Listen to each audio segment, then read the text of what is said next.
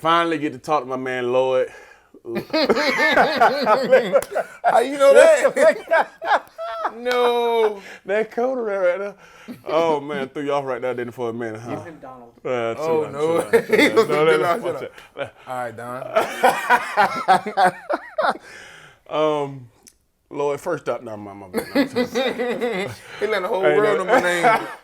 Pop, first off, man, when you came into this season, you were on all these different watch lists, first team this, buckets list this. What does it mean to be looked at in that light from, other people around the country that you're one of the best in the country to do it? It definitely shows a way of saying my hard work's paying off and really getting the recognition that you want. But at the end of the day, it really don't matter unless you really go out there and do it. Yeah. I get the recognition from my teammates and my coaches, and that's the most important thing to me. And just really getting the respect from them boys. I don't really care about the rewards or anything. They don't win it. Yeah. So just having the respect for my teammates and my brothers and my coaches, that's all I really need. You've seen some of the best at your position here at Georgia, from the Kobe to Rocco and all those guys come before you. What have you learned from them dudes? Like I said, I learned from the Kobe is hard works. I see him come grind every day, and really that paid off. So that's what I take from the Kobe. I've been with him under a year. I wish it could have been more, but from that year, that small span that I was with him, I really learned hard works, and You guys had 3 picks in the last ball game. Got some turnovers, finally got it out. But at halftime, Coach Smart still wasn't happy. No. Were you surprised at that point of saying, okay, we got turnovers, but they weren't the turnovers that he said wanted. that you guys wanted, right? Exactly. So we've been working on this, the punch outs. Yeah. And that's the turnover he wanted. Yeah. Because that's what you practice. You can't practice interception. They happen. Just like the game, they happen. But the way you work on punch outs, you got to work on your craft. You got to work how to punch the ball. You got to work how to put the arm all the way through, unlock your arm. So we didn't get none of them. That's why he was still upset about the way we've been practicing. We've been practicing punches out. So he wants you to practice how you play. We've been practicing that, but we didn't play how we practice. So that's why he was upset, and I understood it. So that's why I was trying to go out there and get one. But it didn't work out. Punch out don't always work because, once they see you, they go down. So you can't punch when they go down. So my bad, Coach.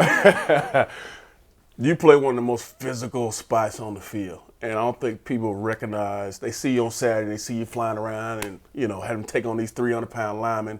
But take the fans kind of behind what happened Sunday through Friday, where you got to get your body back right. Some things you have to do to make sure you're ready to go for that week. Really just the mindset, preparing, just saying it's another week. You get to do this, not I got to do this, you get to do it, you know what I'm saying? You have fun with it. Really physical days, Monday through Thursday, I would say. But most of them days, you get to recover your body and really start your week over fresh. What kind of concern or what kind of issues does South Carolina pose as you walk into this first week of the SEC? I mean, y'all hit on it earlier, so really a veteran quarterback. We haven't really played no veteran quarterbacks. And as talented as Spencer, not knocking the other quarterback we played again, but, Spencer's just a veteran, talented quarterback. And like I said, he can pick certain things and he should know what we're in.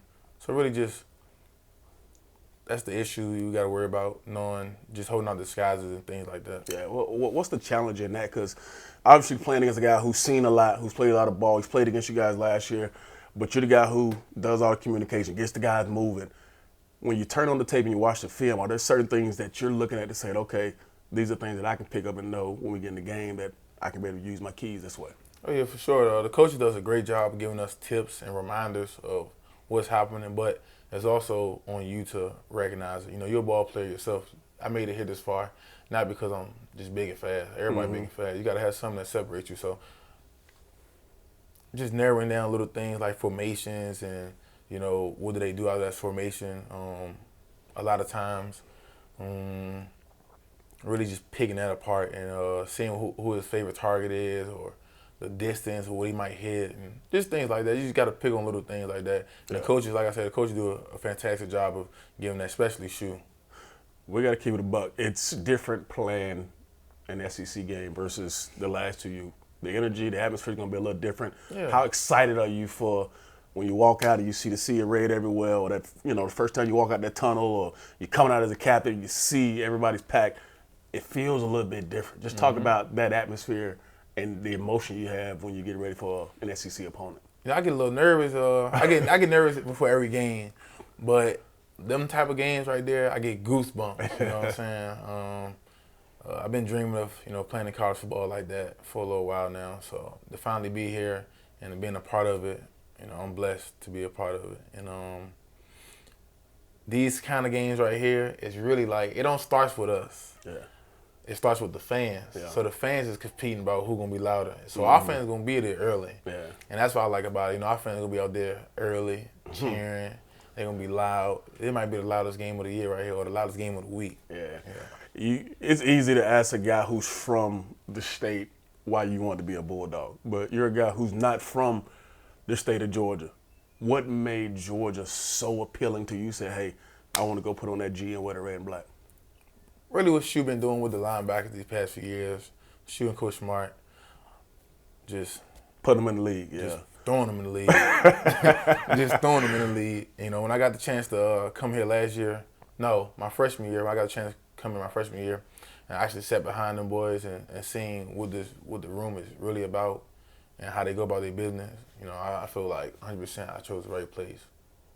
The last thing I got for you, you get a chance to go against, people say one of the best offensive lines in the country. You get to see Sid every single day. What's it like going against, those interior guys you see a lot of? Them boys, like I say, SEC, this is where I get my mindset from. SEC, when I say SEC, I think of Tate, Sid, and Trust. Yeah. Them three in practice right there. You don't want to do that all practice.